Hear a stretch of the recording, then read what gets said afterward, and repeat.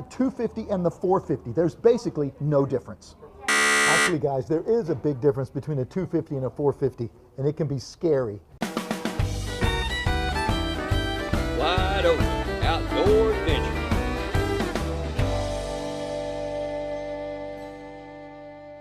Hey guys, Dave here at Wide Open Outdoor Adventures. Man, we're getting into motocross. Who knows what we'll be doing next?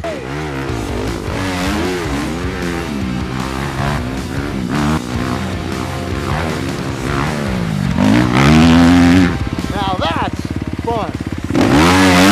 Cycle Plex. Colby? How you doing, Dave? Great, brother. How about you? Pretty good. Glad to have you here. Welcome to Alamo Cycle Plex. You got a lot of toys here. Yes, sir. If you want to come take a look inside, I'll show you around.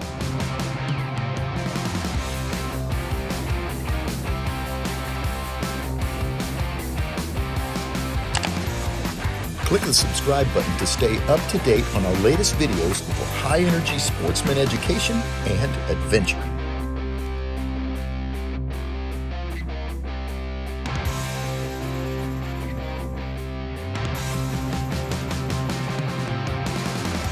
Honey, I'm home.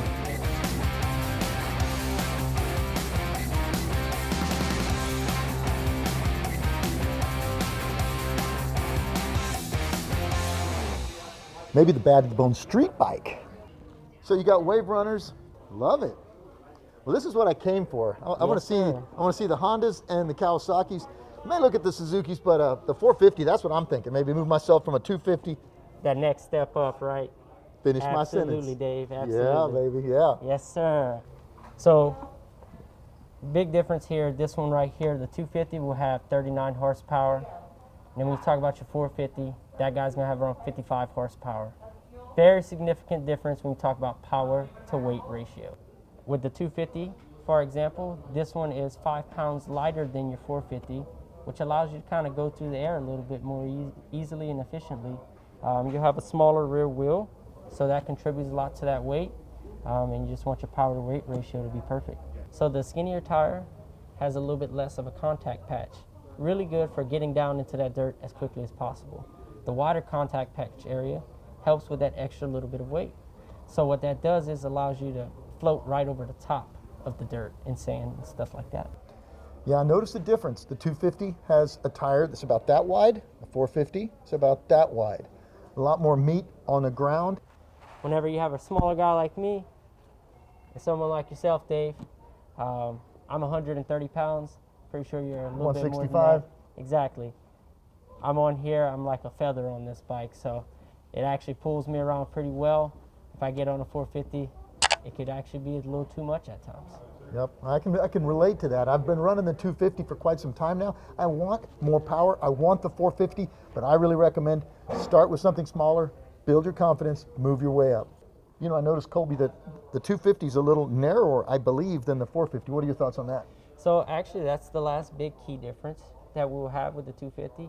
With the smaller rider in mind, your younger riders as well, that'll be the guys that are on these 250s. It gives them a little bit more so they can pinch up on this bike. Your 450 will be a little bit wider to accommodate for that larger engine because you have a bigger piston that they have to put the frame around, stuff like that.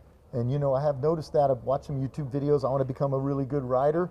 Basically, you do use your legs to just hold that bike. And so if it gets out of control, you can use the power to straighten back out, but you can also torque it with your legs and your body. Your biggest muscles are in your legs. Climb up there, brother. So at my height, 5'5", form is key. Absolutely. Make sure that you always point your toes inward. That way you're able to squeeze with your leg here. And then whenever you're in the attack position, you want your elbows up high, chest out. That way you can visually see everything that's coming your way. And then what's really important, why you need the narrow bike, is whenever you go into a turn, you squeeze up on the bike and point your foot. So for a larger rider, that's much more easier on that 450. For a smaller rider like myself, it's a much more accommodation, a bigger accommodation to actually have it to where I can get up as far as I need to. That way that back end goes exactly where I want it to. So that's why it's very relevant for your contact patch and everything to accommodate the size of the rider. Nice, nice.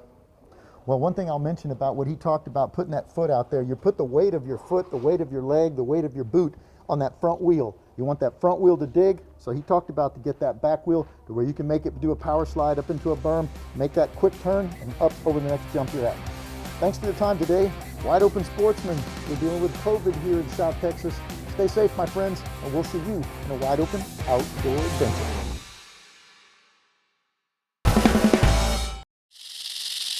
You know, it's always wide open.